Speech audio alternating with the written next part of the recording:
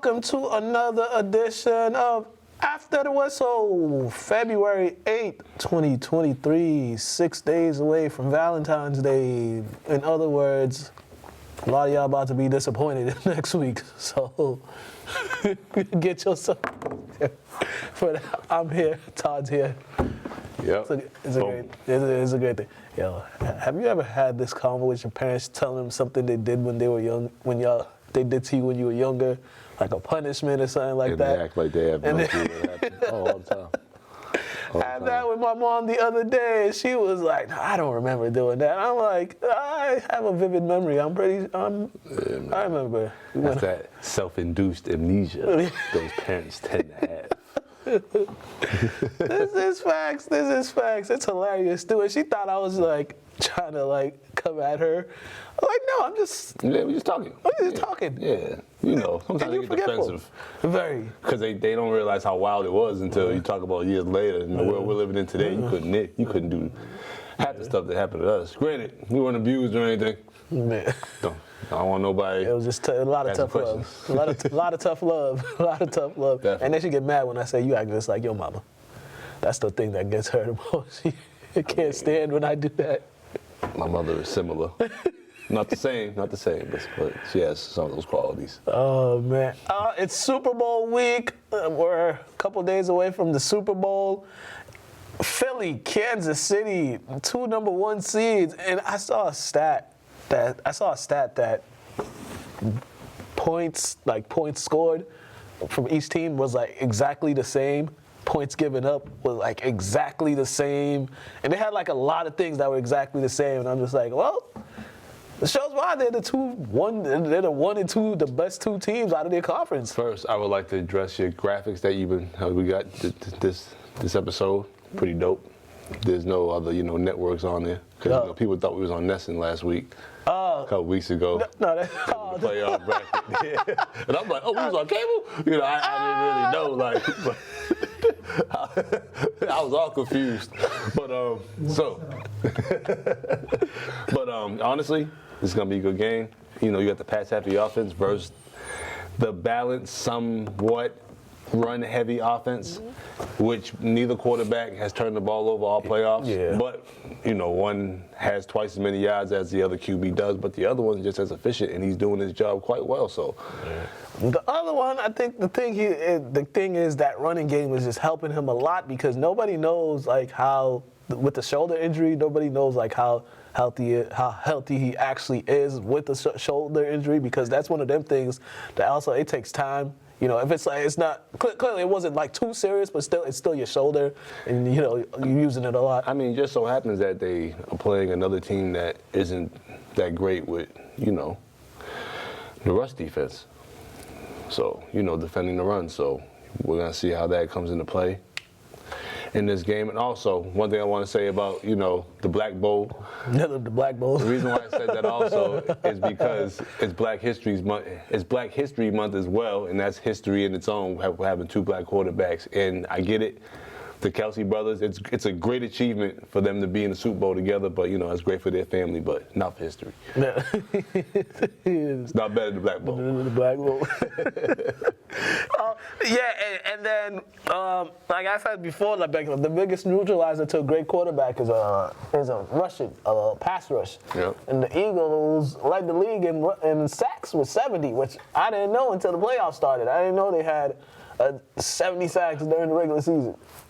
And that's usually a stat because they were just so overwhelming in the other aspects of their team. You didn't even pay attention to that just because they were just rolling on all cylinders. But also, Mahomes has been sacked 3 times this playoffs. I don't know how many times Hurts has been sacked. I'll look that up right now. Yeah, with the Chiefs, number 1 sack team against the number 1 team that doesn't give up sacks. They don't give up sacks. They like the number 1 pass protection offensive line in the league. So it's like strength on strength going on. You say games are won in the trenches. So this is one of those come to the trenches type game because it's like, man, you're taking your best against our best. We're just gonna see what it is. Mahomes was sacked 3 times against when they played the Bengals, and then against the Jaguars, I don't think he was sacked at all. Okay. And then, he still has a high ankle sprain. Yeah, he wasn't sacked at all against So Jacksonville. hopefully he's able to play almost close to 100%, but high ankle sprains are tough to come back from and be as efficient as you once was. So hopefully, if he does get put to the ground, he doesn't fall, any type of way to worsen it. Definitely. The good thing for them is they've had a week off, so he's got that's always a plus. good I mean, it's not going to be 100% but it'll be like a good 75 to 80 But due to the sometimes. treatment they got, they probably give a nice little shot. Tape that bad boy up a whole bunch. It's the biggest game of the season for you. Yeah. So you might as well go out because you got the whole summer to rest. Yeah, definitely. Rehabilitate. And the last time they were in this game, they had injuries all over their offensive line. So now they're coming in here fully healthy. I think if this game is, if this game is really a close game, we'll go see if the Eagles are going to be able to pull out one of these close games because they haven't really played too many close games because they just overwhelm you. Like they'll have this spurt where they just score like 20 straight points or 24, 27 straight points, and then the defense takes over. So if it's like a really back and forth game, we'll see how they're able to handle it. But it's unique too because you got the old school coach Andy Reid, and then you got one of the new and up and coming coaches right there. So it's like matchups all over the place. Andy Reid used to coach Philly. Yeah. For a while, and he was very successful with them. So Yeah. A lot of storylines coming into this one. A lot of storylines, but yeah, definitely. Hopefully we're treated to a good game because sometimes when you get games like this, there's a lot of hype, and then it don't live to the hype, and you just like waiting for the halftime show. I think it might be a grind out game just because how Philly is, and then it's gonna be weird. It's like a whole team versus the quarterback. Yeah. We're not saying the Chiefs, on a whole team as well, but you guys rely on your quarterback more than the Eagles do. Yeah, and I believe they said, having Kelsey is probably probably going to be the biggest key in this one because of the pass rush, because he can get that ball out quick because not many linebackers can cover him and not many quarterbacks can cover him. So it's just you just throw the ball in his area and it's kind of like throwing it to the big man on a post up. You need prime time Kelsey. Yeah. This weekend. Yeah, definitely. So so we're in for a treat for that game. It better be good. And hopefully Rihanna puts on a good halftime performance. Somebody said if she sings that song that she put on the Black Panther album, that Lift Me Up song. Yeah, exactly. Yeah, that's not too many people are fans of that song. We don't want to. I never even heard it. Yeah, no. You probably have heard it. You just we don't want to hear that. I want to hear another stuff. Speaking of music, quickly before we get into Brady retiring, did you watch the Grammys? That's hip hop celebration that they had. Yeah, I watched the celebration. It was cool. Well, I caught him. Excuse me, caught Instagram. Yeah, caught it. It was cool, but I'm just like, what? Some people brought up a good point. Like, where was Will Smith? He was like the first hip hop artist to win a Grammy. You would think he would be there. They left out like a whole part of the 90s out and stuff like that. He's kind of on award show probation. He got to just kind of fly under the radar for the next year. Yeah, they didn't and then put he'll him be on back in there. effect. But they also like missed the whole era of the 90s. Put that hand on ice. Do they ever get anything completely right? Because they have the wrong people in those rooms. They're missing one or two people that need to be in those rooms. Yeah. In those rooms, dictating how these performances and because I get it. You're doing because they were going like from the 80s, 90s, and then they did some current artists too. But it was just like there was a whole like parts of the 90s that you kind of missed out and left out. Like they had Method Man up there representing Wu-Tang.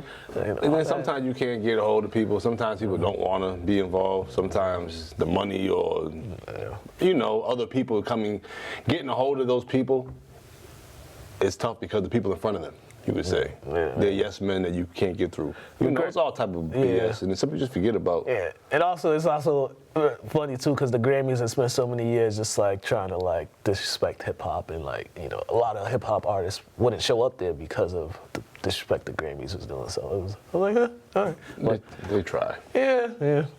Need to put us up there. We'll get it right. I mean, we're old enough to remember where they tried to ban hip hop, and they had the bulldozers driving over CDs and stuff and cassettes. Yeah. Up in Cali, was it Cali? Stuff like that. So like, you know, what I mean, you had the war on drugs and rap. It was ridiculous. War on drugs, war on rap. It was crazy. I mean, drugs I understand.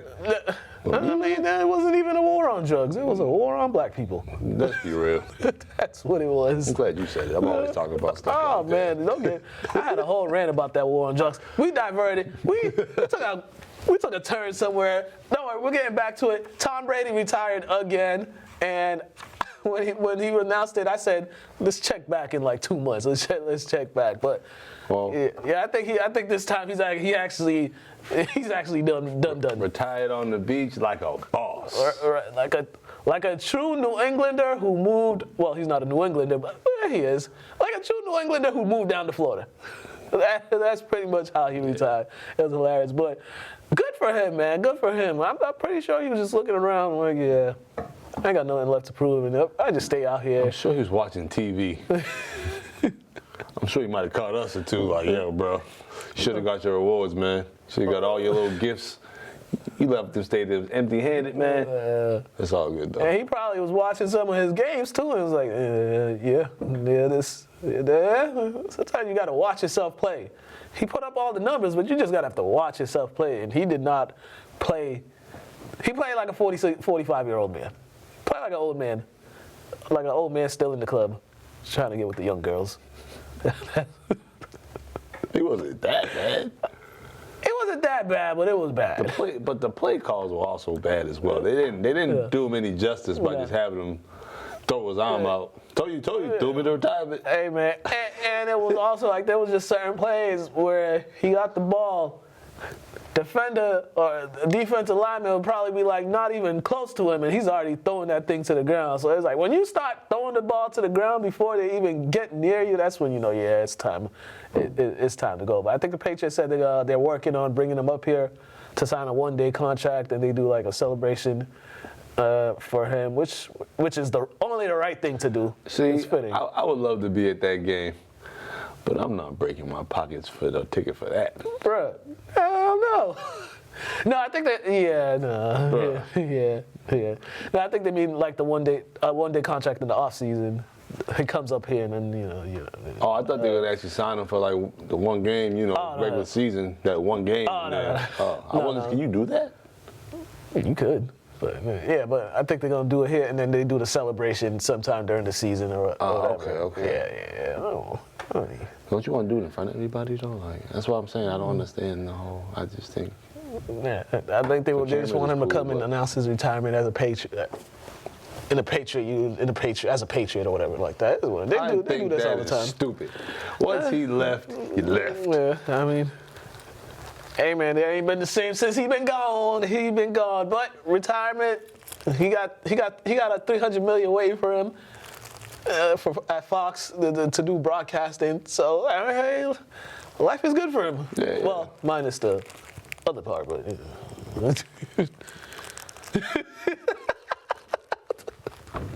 I got nothing, man. He went out there and played that season. So. He knew what he was doing when he stepped out the door. Don't go back anymore. That's why he's sitting there looking at that game film like, damn, I sacrificed this for that. Jesus.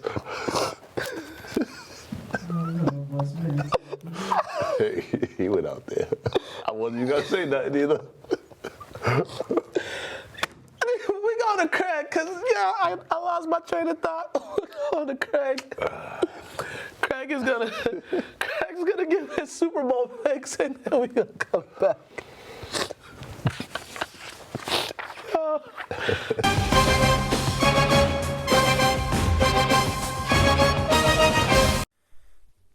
What up, everybody? Welcome to No Huddle. Here on After the Whistle, it's your boy Craig, and it's time for the Super Bowl, baby. And you got the Kansas City Chiefs, you got the Philadelphia Eagles, and it is, it should be a incredible, fast-paced, super athletic combination of greatness. You got Patrick Mahomes, who is, right now the greatest quarterback in the NFL. You got Jalen Hurts, who has had to overcome the doubters and the non-believers and believe in himself.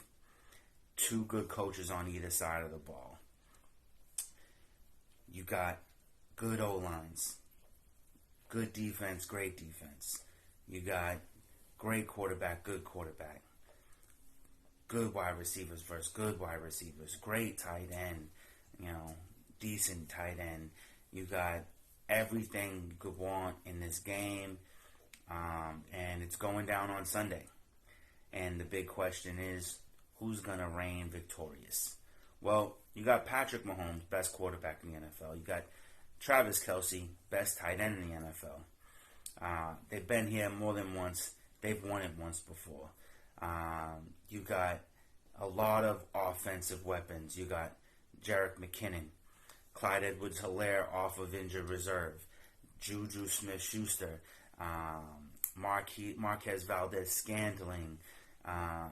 Weapons galore for Patrick Mahomes. You got a good O-line, strong defensive line. Chris Jones, one of the best interior defensive linemen. It's just jam-packed with weapons. And then on the other side, you got Jalen Hurts, who has been, a beast all season long, playing like a man possessed, playing like a man who has something to prove, and he's been proving it week in and week out. A couple bad games here and there, but, that's what happens in the NFL. They got the addition of A.J. Brown, big-bodied wide receiver who can not only make plays with the ball, but can win one-on-one matchups. You got Miles Sanders, who finally has come into his own as a top 10 running back. Dallas Goedert, quality tight end, really making strides this season. Deontay Smith, second-year wide receiver, just balling out. And, Boston Scott, they got a deep backfield in Philly. They got a defensive line that is just dangerous, wrecking shop, making things super uncomfortable. Can't blitz Patrick Mahomes, can't blitz Jalen Hurts. These guys are going to move on you and make plays with their feet. You can't let the field open up deep on you to make big plays. Both sides of this game, especially on the offense, just looks so incredible. So my prediction is going to be a high scoring game. The thing is, I think that the Eagles are going to go up early. If I'm being honest, I think the Eagles are going to take the lead, and I think we're going to go into the half, Eagles up.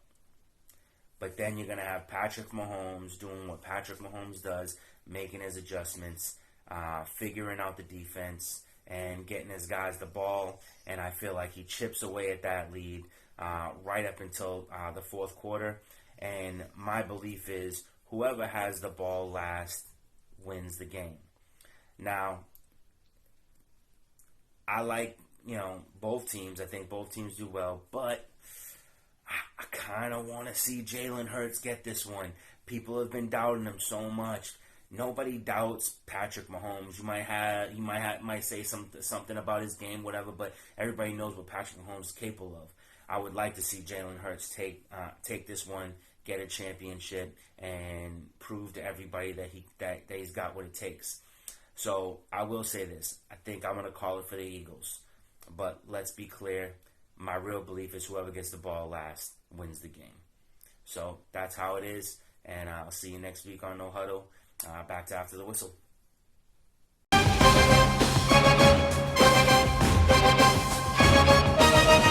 But my man was trying to act like he didn't do it on purpose. Like you rolled all the way over, and he was like, You can feel when a man's untouched, like standing over you. It's just something. This is an awkward feeling that no men like. So like when he's there. So like I get it. You want to, but nah, you can't do that. Right. Man. You can't purposely. That's against the code of a man. You just don't punch. You just don't hit a man in the balls. Like who does that? At all. I mean, he must have went to Chris Paul's training camps or something like that. He must have got it from Chris Paul. You know, he's the captain of that. Like, the basketball's not a deadly weapon. Like, you don't kick no man. You don't hit no man in the nuts. Hey, man. Disrespectful. Yeah. The Nets have made a trade. They traded Kyrie Irving to the Mavericks. Interesting move, but reading on it, remember when Durant was requesting the trade? So I'm pretty sure he saw all this coming because they were working on a contract. Yeah, I heard about the contract. Yeah, before in the summer they're working on a contract extension. Didn't get a deal done, so work on it during the season. It was a 4-year deal, 3 years guaranteed, and then the 4th year it was just like, bro, what? And what was the word? It's impendent on them winning a championship. Yeah, they have to win it. They have to win it. Which is like I gotta win this championship to get my money. Yeah, that's at that point you just waste time. Like give them 3 years or whatever. But you know, I had a debate with a friend of mine, and I was just talked about if I was Kyrie, I definitely would have wanted out. I'm not. You know me. I'm kind of. You already like I mean you already trying to get a contract and I hold like, on to grudges too. Like you know what I mean. There's like 30 something other teams to play for.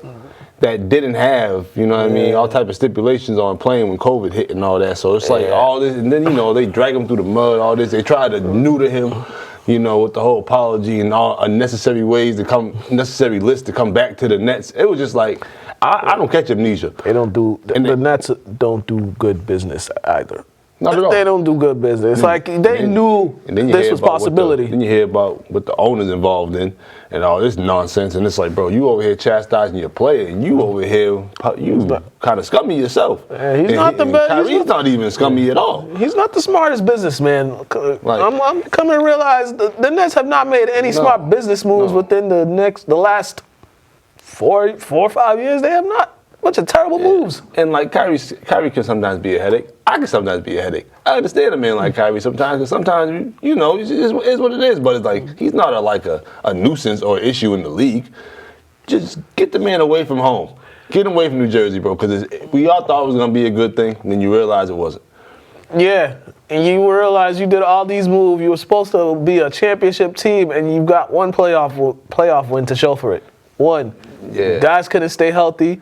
The one time they were healthy, they got to the second round, but then even that went down the drain because they couldn't get healthy. They couldn't get pieces around the star players. And my ongoing issue with that, they was all trying to make Kyrie public enemy number one for not wanting to get vaccinated, but you're allowing unvaccinated players to fly into your state to compete in your state when they should have been DMPs as well.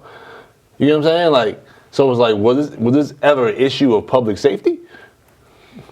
Hey man, the Nets, they about to become. What's the worst team in the league right now? Team we can't remember. Yeah, you're right. You were held on. I mean, shoot, the Pistons are 14, and the Rockets. The Nets about to become the Rockets in a little bit because KD's not. He's not staying. He's gonna leave. They're gonna trade him at some point, or he's gonna sit out. He's probably gonna sit out, but he's not staying there. You've lost. James Harden, Kyrie, probably gonna lose Kevin, and this is all within within the 13th month span. Like what? So question. Terrible business. And then we ain't even talk about the guy who seems like he don't even want to play basketball. Oh man, I was gonna ask this: did Harden see all this coming before anything? Like did he see a little smoke in the ground and was like, "Oh, it's about to be a forest fire"? Probably. So, a couple years. I think they all side. Harden side. Durant requested that trade. He side. Apparently, the only ones that ain't see it was the Nets ownership and brass. They have the nerve. The only bright thing that's coming out of this is Cam Thomas scoring like 40 points a game. Cam Nice. Yeah. Yeah, that's great. That's the only thing. Yeah, but he's probably going to be gone too because I don't think he wants to stay around this mess. He don't even smile in that facility. No. He never smiles. I mean, he smiled when Kyrie talked to him, but he don't really, he all business. But I'll be honest, just the way they handle things, and if I was Kyrie, I wouldn't want to be employee of the Nets after all that either because they're supposed to have your back. Well, they ain't supposed to out you like that. Well, so he went from from one hot mess to another hot mess, and that is the Dallas Mavericks. But With all the nonsense that they got going on with their like management and owner and all that, I could just see him and Mark Cuban understand each other. Just because Mark Cuban's kind of, I don't know if he's still who he once was when it came to as an owner, being like revolutionizing things and making the players feel comfortable and playing at their best. He probably still like that, you know, because the facility is crazy. Yeah, and I know that's one of the reasons why a lot of the Mavericks players love being there because of the facility. Yeah, and things like that. I just don't see how it's gonna work. I mean, I don't see it either, but it's gonna be entertaining. But let's be real, we're talking about this trade like it was like a logical trade. They're like, oh yeah, we're gonna talk about this trade. Do you like this trade? Yeah, I like it. Nah, they just threw him to a trade they knew wasn't gonna work. So it's like they knew where he wanted to go and where he should have went. But they threw him where they knew it was gonna clash. So even with the Lakers, that'd be even more hot mess. He should have went to the Clippers. That would have been going to LA. You know, just LA in general. But you know, you could tell they didn't sit there and talk to Kyrie about this, and it's pretty sad that people work like this. Well, there's a bright side for him. Somebody's gonna pay him the money he wants after this season, and it might be the team that, and the team didn't have to trade for him. So it's still a possibility he'll be a Clipper or a Laker next summer, or maybe some other team. Maybe the Kings. I don't know. I'm just I just know he don't need to be getting traded as much. That's crazy though. Yeah. And then on another one last night, LeBron James passed Kareem on the all-time scoring list in the third quarter. My friend said he'd be more than glad to be in that photo. He'd help. He just play that Matador defense just to be in the frame. Nah, duh. Yeah, but yeah, I mean it's crazy because we've seen him score his first point in the league, and then for him to break the record, that's kind of crazy. I think we're like us and the folks that are older than us, the older generation. They were able to see Kareem do it. Yeah, we're blessed to see certain historic events. We're blessed to see a lot of things in our lifetime.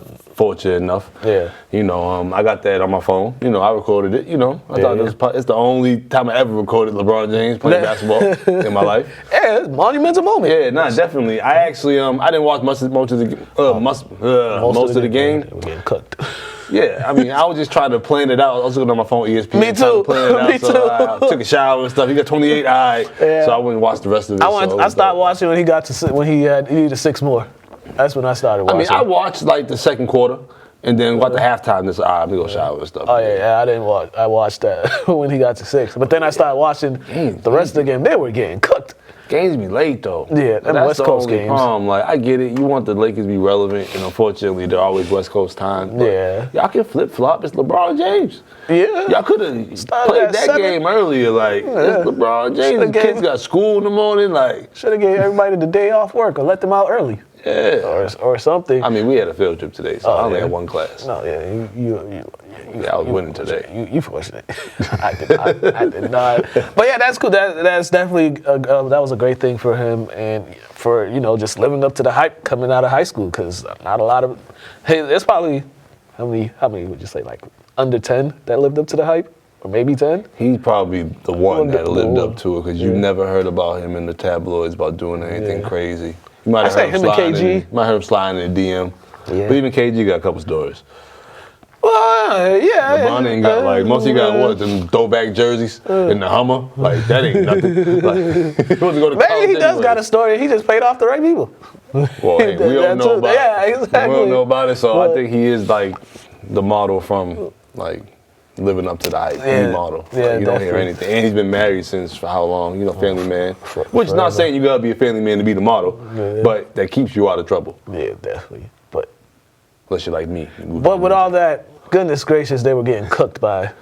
I was gonna say too, what's up with this? They were getting cooked. They had 102 points in 3 quarters. And I get it, the monumental moment, but it's kind of tough to celebrate moments like that in a loss. Yeah. That's just how I think personally, because the winning, wins matter to me. Yeah. If I was an OKC player, I would have been tight. After the game stopped, you having a whole ceremony in the middle of the game. We couldn't do this after the game. Y'all couldn't just do a little photo op with him and his family and Kareem and all that. They was tight. That's why they did what they did to him.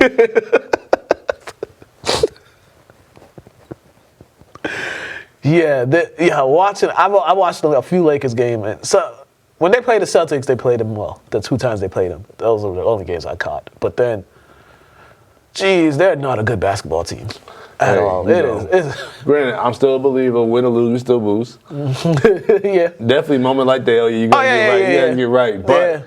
Y'all gotta play. Y'all gotta try to win the game. Like, or maybe, like I said, maybe they're just not good enough to win some of these games. They're not. Yeah, they're not. Cause it's just what a veteran team like that. They should not let a young team like that that's not really accustomed to winning yet cook them the way they did. But even some of their role players sometimes, like my guy Lonnie, man, like I don't know what he be doing out there sometimes. And he's nice. Yeah, it's like one of those things they just put together. It's like cooking. They put together a bad recipe in there. Yeah, got some ingredients and missing a couple of spices. A couple. And they traded for Achimura? Yeah. I forgot. I thought they were in talks for trades, but I didn't know he was already there. Yeah, they playing like they put potato salad. I mean, they put raisins in their potato salad. That's how they playing. Oh, they don't season their chicken. Lord have mercy. Oh well. More jokes for me, because I'd be laughing at them Laker fans. They be depressed. All right, let's go to Athletes Corner. Man, Jarvin Simon and Lynn English football coach. He had a moment. It won't air. We took it out. He had a moment in this interview where his mind went blank during the question. And, I've been there. Oh, yeah, it was hilarious. Check this out. Then we're going to come back. We got a high school sports update. My man was just like,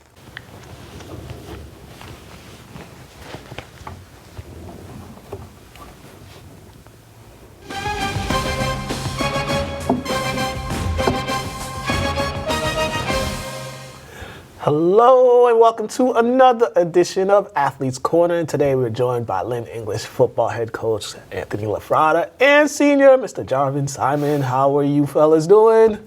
Doing good today. Yeah, doing good. Yeah, glad to have y'all here.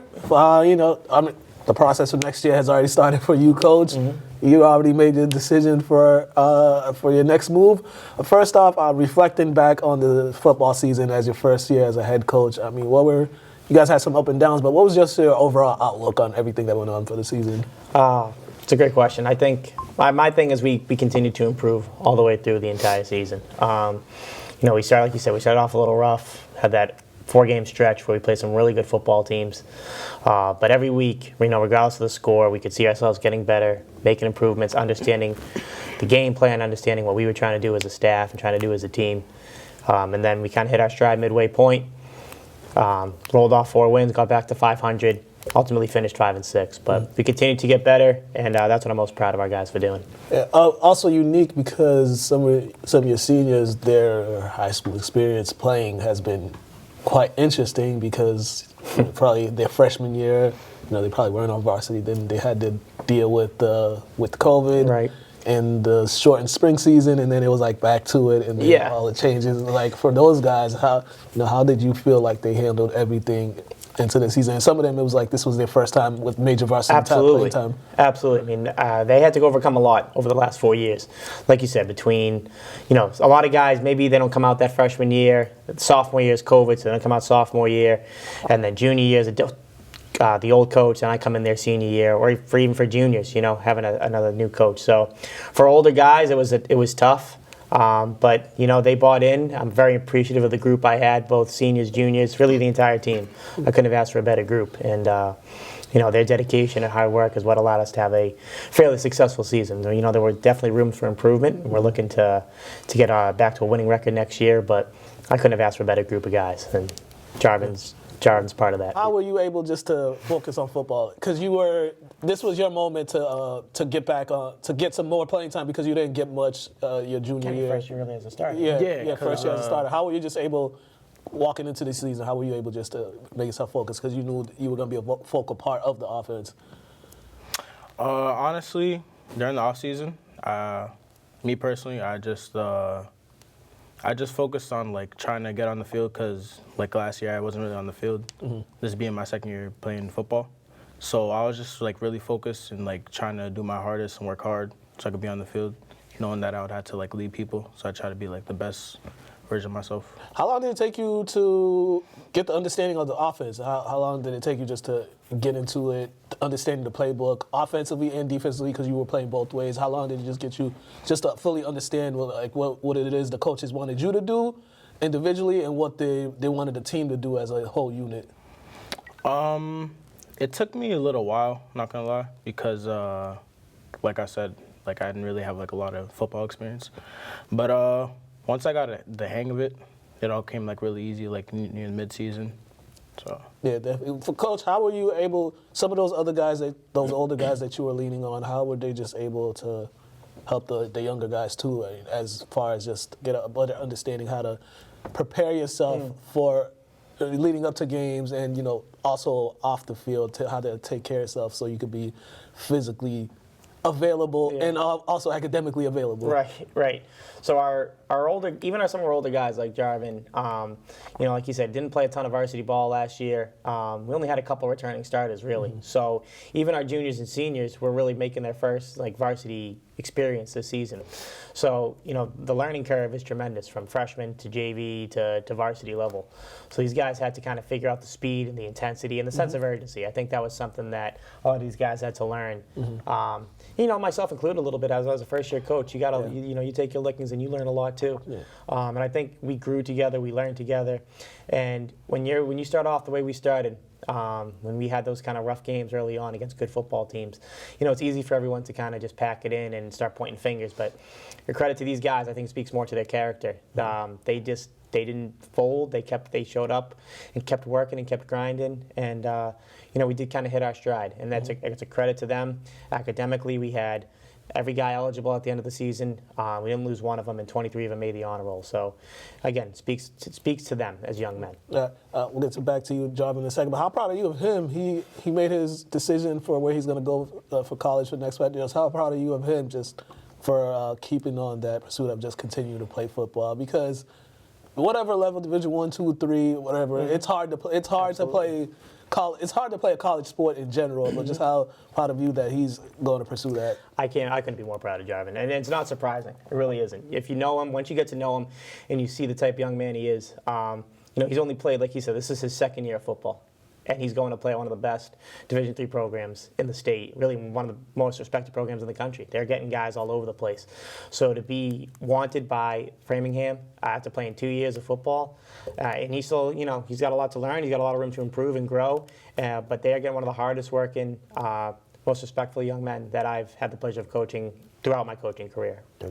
Jarvin, talk to me, walk me through the process of how you got to your decision, because I'm sure this is not an easy thing to do, just not only decide where you're going to go play football, but also where you're going to go for your education and academics. So walk me through the process. How was it for you? How did you handle it? It honestly all started when I started talking to coaches, because they sounded like they really wanted me and they were really interested. Mm-hmm. And then when I went over for the visit, it's all the players, they were telling me how good of a school was, and most importantly how much of a family the school had, mm-hmm. Especially the football team, and how the school kind of revolved around it. So I don't know, that really interested me. So did it also help? There was I think there's a few guys from Lynn on that team, a few guys that went to English that are on that team. Am I correct? Yeah, there's Nolan Mulcahy, there's Chase. I think those are the only two. Mm-hmm. In Orlando too. Okay. Yeah. All right. Was there any other schools that were really close for you in the decision? Or? Nah, it was honestly just family. It was that. How do your family take it? How do your parents feel about your decision? When you told them, how they feel about it? They're really excited. They supported me like they've always had, and yeah. Yeah. What are you hoping some of those other guys, those younger guys that that played behind you, that they learned from what you did on the field for the program? What you hoping that they learned, that they take forward to help the program get back to where it's supposed to be? I honestly hope that they take it seriously, to be honest, mm-hmm. because especially in the classroom and how you hold yourself around others, that it's really important. So to honestly be good in the classroom, get your grades, because that like really matters. Yeah, definitely. Now, Coach, I know you guys have already started for preparing for next year, weights and all that. Some of your younger guys, who are some of your younger guys that you hope they're able to take that next step and as you throw more plays for them, or as they get more they work to get more time on the field? What are you kind of hoping they do during this time, to help the program? Yeah, we got a lot of young guys coming back, which is good. It's nice to kind of have a young team we're very sophomore heavy. We have a handful of juniors coming back, and we're going to get some freshmen coming back also. And the message has been really the same, is that we continue to improve. And right now, the biggest way to do that is, like Jarvin just said, referencing academics, doing it in the classroom, and then putting in the work right now in the off season. Any coach will tell you the games are won really now, between now and August. That's when you put in the work. It's when you get yourself stronger, you get yourself faster. And we need all of our guys to do that, from our returning junior captains all the way down to the 8th graders coming in his freshman year. We've already had a few 8th graders that have, talked to us, and it's like we're just looking to build and get stronger and hopefully improve next season. Yeah, and lastly, during that, because that first 4-game stretch, how did the players feel like, even though they lost, what were their outlooks? Because they felt like those games helped them. They felt like they saw what they needed to do better. Do you still kind of sense that they're still kind of taking those losses personally and trying to, work into just not letting that happen again? Absolutely. I mean, we played really 2 of the top teams in the state with Methuen and Everett in our first 4. Swampscott, that's always a tough game. We battled them hard, but I think they just kind of managed to pull away from us a little bit. And Revere, I would argue, was one of our worst games of the season, but they were also a good football team. So I think all of our guys are looking to those. We won't be playing Methuen this year. We're playing Lawrence instead, but we're looking at all 4 of those games as a way to show everyone how much better we've gotten, win or lose. Try to keep those games more competitive, play hard, play all 4 quarters, and let teams know that we are improving. Yeah, definitely. Lynn English football social media page. Could you please plug that in for anyone that wants to know? Can you say it again? The Lynn English football social media pages. So we have Lynn English Athletics on Facebook. I have to get up to date with our Twitter and Instagram. You can follow Lynn English. I know Lynn English has an Instagram page. And anyone that's interested, in Lynn English or in the 8th grade levels who are looking to maybe come to Lynn English next year, we got a Schoology page where we communicate through everything. So you can reach out to me, Coach LaFratta, through there too. All right, Jarvin, plug in your social media before we get out of here. J.R. Simon 121 on Instagram, and Jarvin Simon 3 on Twitter also. All right. All this guy for big things. Yes, sir. Big things. Yes, sir. Framingham State 27. Sir. All right. We out of here. We're going to a game. We got to go back to English, so we got to get out of here. Have a good one, everyone. Had a little brain freeze? I was brain fog.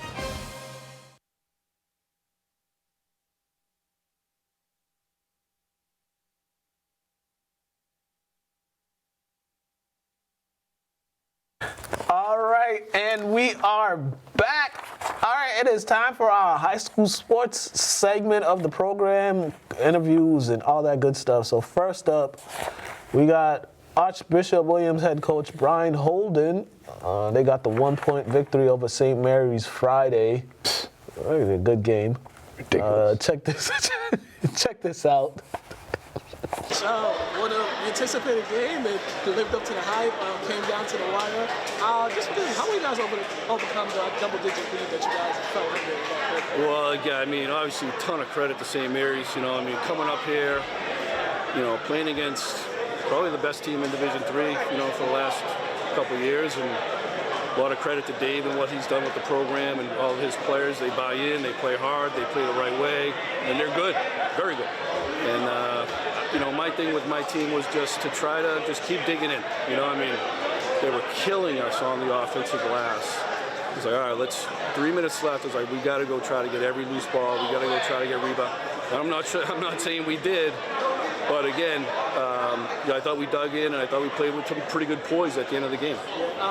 Can you talk about that last minute or so, the change that helped you guys get back in the game, and then the final sequence here to help the players catch the ball, start get the rebound, to give you guys the lead? Yeah, I mean, obviously, I think we had gotten a stop, and we came down and just sort of ran a set, and they kind of blew it up, and Josh made a great play to kind of post up and score, and then we got another stop, and yeah, I mean, we came down, we got a miss. I mean, they forced us to miss, and Andre got a huge rebound, and had great vision to find Josh and scored, and man, unbelievable game. Yeah, definitely. And I mean, you guys get ready. 200 minutes right around the corner. How do you feel like a game like this will help you guys in preparation? Yeah, I thought coming up here, like I said to my guys, I mean, win or lose, this is going to be great for us. I mean, we playing against, the defending D3 state champs. They've had a great year already, and again, hostile environment against a great team and a close game can only help us down the road. All right, congratulations on that, Coach. Thanks a lot. I appreciate it.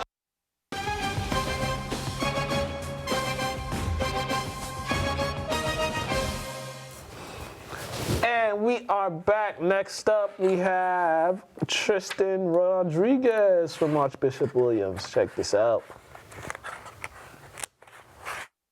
All right, man. This was quite the game that you guys played in. First of all, talk to me. What did you guys talk about when you guys got in that 10-point hole? What did you guys say to each other? We were like, we got to come together. We knew that it was going to take a lot, to dig deep, to come back and beat a great team like St. Mary's. They played their ass off the first half, killing us. We just had to dig deep, had to get a couple of stops, had to get some scores. Talk about the defensive sequence that you guys had over here to help you guys kind of get back into the game, because they kind of took a 5-point lead and you guys made some big shots. So what did you guys do? 50-50 balls, we knew we had to get to them. We had to play defense on this end for the whole rest of the second half, because they were just, first half they were killing us. Big game, tournaments right around the corner. How do you feel a game like this helps you guys in the long run? I think it'll boost our confidence, but still at the end of the day, we still got to work to be better each day. All right, man, congratulations on the win. Thank you.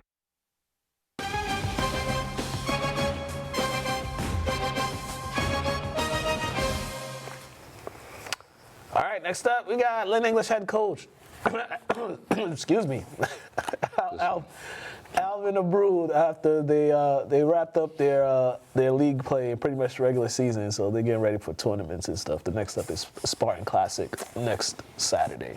It's a long wait for their next game, but check this one out. All right, Coach, regular season finale. You guys got a lot of time before your next game. Yeah. Quickly on this game, how happy are you for your seniors just for this section? Yeah, I'm very happy for our team, man. We work very hard, the players, the staff, everyone that supported us here in this regular season as far as the GPL goes. I'm proud of our guys. They work very hard, man. They deserve to enjoy this one. As GPL champs this year, we put a lot of work. We put them through hell in practice, and I'm very proud of my guys. They deserve it. You talked about small victories. Got another small victory today. You went undefeated in the regular season. You got Tyrese got 1,000 points. Just I feel you that they're rocking off certain things on those small. Yeah, I mean the regular season is still on for us. We still got 3 more games left in our regular season. But as far as the GBL goes, we wrapped it up tonight. I'm proud of our guys, and I'm super proud of. Congratulations to Tyrese, man, and all his teammates and the staff and everyone pushing him. He deserves it. He works very hard at his game and at his craft. And if there's one guy here that deserves to get their 1,000 points and enjoy that, behind the community here in Lynn, it's him. And I'm glad that everyone came out and supported him tonight. And we're super proud of him.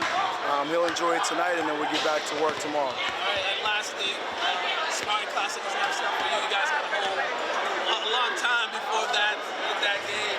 How are you guys just gonna do it just to make sure you guys stay on? Yeah, I mean, reflect on what our most recent games and how we're going as far as things we can clean up. As always, there's always something we're going to find out as a coach for us to work on. Spartan Classic has some very competitive teams in there. It's a test for us, and if we're not ready for that challenge, we could, not come on the winning side. So I think everybody knows that it's a sense of urgency for us to continue to get better. That's the goal right now going into postseason play. And the Spartan Classic, it serves as somewhat of an appetizer of that postseason play. And I think it had that feel. It's a good tournament over there, you know, the St. Mary's people over there, they run a good tournament over there. It's very competitive, so we're looking forward to it. Congratulations on the win. Thank you.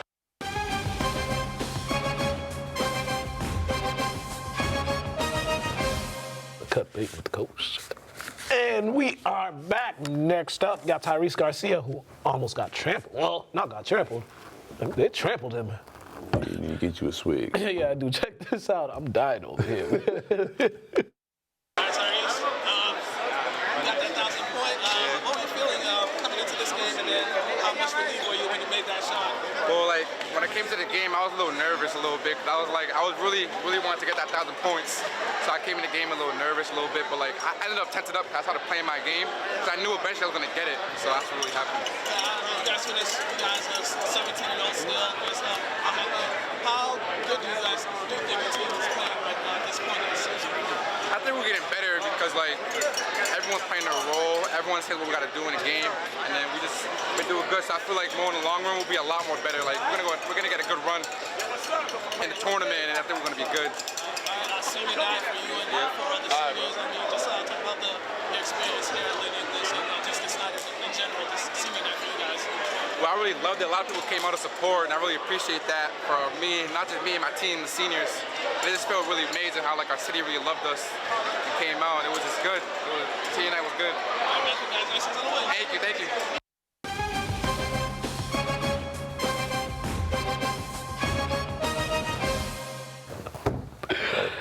All right, you got two highlights we're gonna show you. Then one we're doing, you'll see it afterwards. But first up, got a few people. Well, two actually. I'm just rambling. Check this out. David Brown Jr. Got his 1,000-point in like the second quarter, I believe. I was there. I think it was the second quarter. Check this out. I can't remember.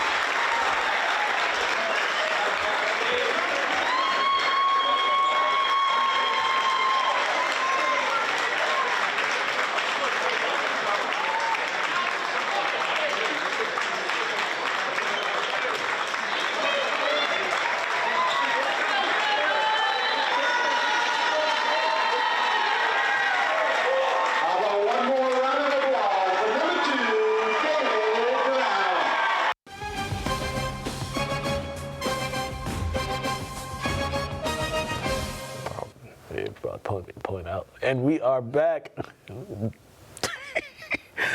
Next up, check out Tyrese, who they literally trampled him. You'll see. Just watch.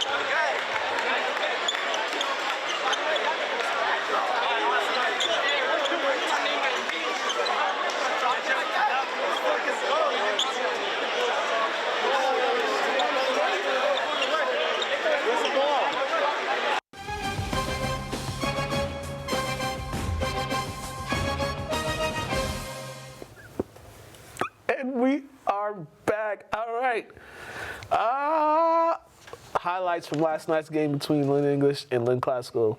Then we're going to wrap this up. We ain't got no top 10 for y'all this week because, yeah, we'll start doing NBA top 10s in a couple weeks, but none this week.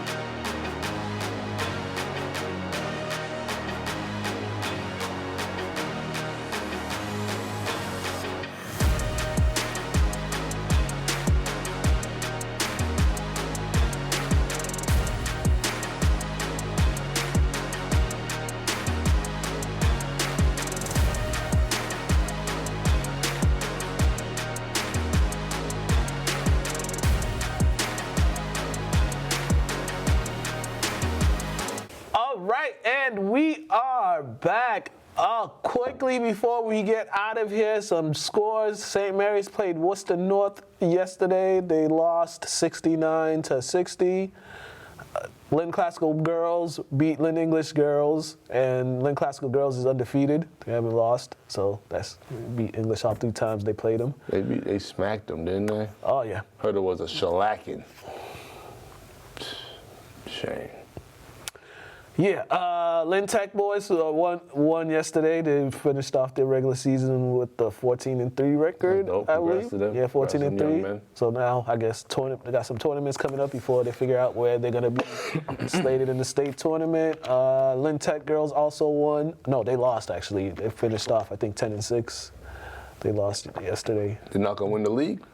I don't think they won the league. I thought they had a chance to win the league. They had a chance, yeah. Oh, yeah. But hey, they're getting better though. I like seeing the girls improve. Yeah. I believe Kip Academy won at their game as well yesterday. So I think we're gonna have at least. I think we're gonna have all the schools in the tournament this year. I know for boys, I think all of them are gonna be in. For girls, Kip might be the only one that's not in. That's dope. That's dope. Yeah. I got some research for you. Yep. I asked DeAndre the other night, I was like, because, when we went to the fleet, it was us, the girls, the boys hockey team for us, and then Tech went. Has it been another year where 4 more teams from the city went? Nah, the most recent one, it was 2. Okay. It was that 2019-2020 season. English went, St. Mary's went, St. Mary's girls went. Well, I just mean that's why I said research. Yeah. They want to have research project, and because you do all that. So yeah. But I think the last time it was like multiple was that year. So maybe we could get some this year. Maybe, hopefully. Yeah, we're hoping. We're always hoping for that. Yeah, we hoping. LCTV After the Whistle Instagram. It's the Burn 23 on Instagram. Mukala K on Instagram. I forgot. Remember, if you're not someone's Valentine, don't be discouraged. There's other fish in the pond. And if you're not somebody's Valentine, you sure can't be mine. Mine either. All right. My daughter uppercut you. Yeah, you can't be Pedro's Valentine either. No way. Yeah. I'm rooting for Philly this weekend, so. Oh, snap. We didn't even give our picks. Quickly, Pedro, before we leave. Who you got winning? Philly. I got Kansas City by 3. Even though my head is telling me Philly's going to win, but yeah. We're out of here.